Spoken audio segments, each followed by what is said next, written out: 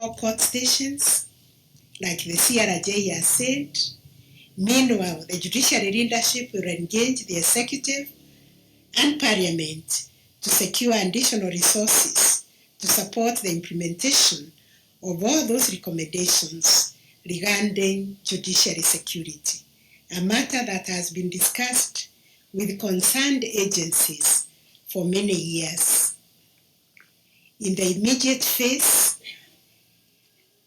we have, as a judiciary, engaged the Ministry of Interior and National Administration and the Office of the Inspector General of Police to deploy additional officers to reinforce the judiciary police unit and reorganize it into a fully fledged police unit under the leadership of a senior commanding officer with fully functional secretariat.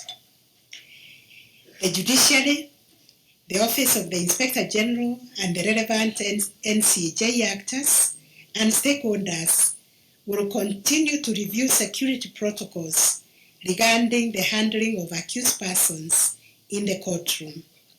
I have also directed that going forward, no one will be allowed to access court premises well armed, with the exception of those who are properly accredited officers to provide security at specified court stations. I therefore would like to assure my colleague judges, our judicial officers, judicial staff, and court users, and members of the public that security across the judiciary will remain a priority and will be reinforced to protect the sanctity of courtrooms and the rights of Kenyans so that they can access justice.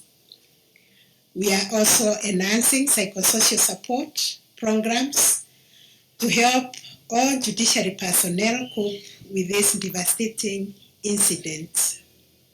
We will work with professional medical and psychological counseling entities to provide psychosocial support to judiciary members and the affected court users and justice actors across the country.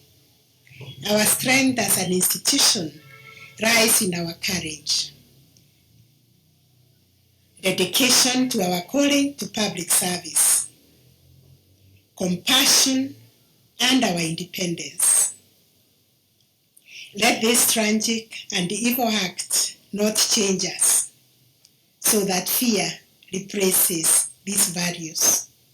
We must choose to emerge stronger and even more dedicated to live by our oath of office to administer justice without fear, favor, or prejudice.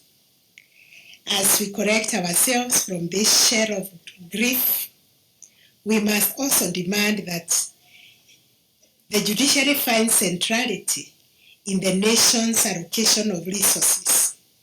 Judges, judicial officers, and staff indeed are all officers of the law.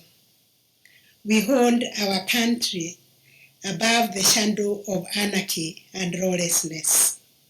We must, as a nation, find the conscience to treat the judiciary as a co-equal arm of government with the same resources extended to the executive and parliament.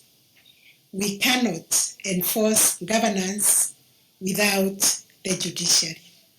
We cannot have a secure country without a secure judiciary. When one of us is unsafe, we are all exposed. We must all therefore respond to this attack with the same force and conviction we extend to the threat of terror.